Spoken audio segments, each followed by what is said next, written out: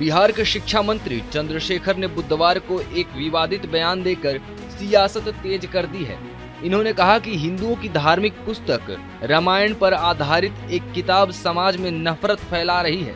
इन्होंने यह बयान नालंदा मुक्त विश्वविद्यालय के 15वें दीक्षांत समारोह में छात्रों को संबोधित करते हुए दिया। इन्होंने रामचरितमानस और मनुस्मृति को समाज को विभाजित करने वाली पुस्तकें बताया।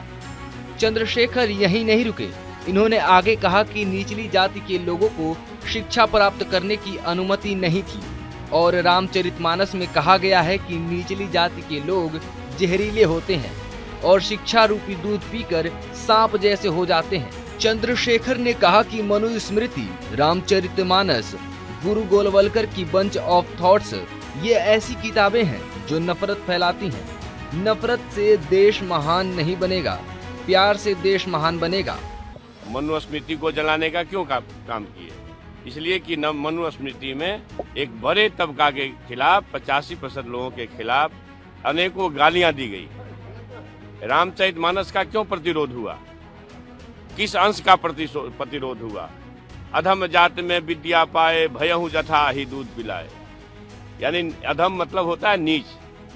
दुनिया के लोगों सुनो, आपके माध्यम से कहना चाहता हूँ, नीच जाति के लोगों को शिक्षा ग्रहण करने का अधिकार नहीं था और उसमें कहा गया है कि नीच जाति के लोग शिक्षा ग्रहण करके जहरीला हो जाते हैं, जैसा कि सांप दूध पीने के बाद होता है। हम इस सवाल में मैं इसलिए ये बात कहता हूँ कि इसी चीज को कोट करके बाबा साहब अम्बेडकर ने दुनिया के लोगों को बताया।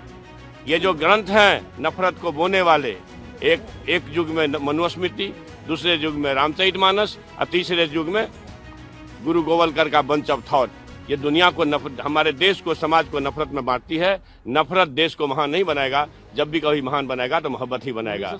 शिक्षा मंत्री चंद्रशेखर के इस बयान पर बीजेपी प्रवक्ता शहजाद पूनावाला ने अपना गुस्सा जाहिर करते हुए कहा कि यह सहयोग नहीं, तुष्टीकरण का प्रयोग और वोट बैंक का सबसे घिनौना उद्योग है। The most shocking, despicable comments made by Jagdanand Singh, the Bihar RJD chief and close aide of Tejasvi Yadav and the Yadav family, on Prabhu Shri Ram, Ram Mandir and on Ram Janmabhoomi. He says कि अब प्रभु श्री राम कण कण से निकलकर नफरत की जमीन पर बनी 4 दीवारों में बैठ जाएंगे। अब राम गरीबों के राम नहीं बल्कि उन्मादी लोगों के राम बच्चे हैं। This means that Prabhu Shri Ram is not in our Kankan, but he has gone into the Nafrat ki zameen, referring to Ram Janmabhoomi as Nafrat ki zameen, and that Ram Mandir is a 4 Diwari in which Ramji will be now sitting, and that there is no Ram of the poor, there is no Ram of the good people, it is only Ram of troublemakers and Ram of Unmati people. This kind of commentary has been made by Jagdanand Singh, who is known to make controversial comments. In the past, when the PFI was banned, at that time too, he abused and insulted Hindus and tried to rope in and defend PFI. This is the kind of mindset. Hindu आस्था पर करो चोट ताकि मिले vote bank का vote.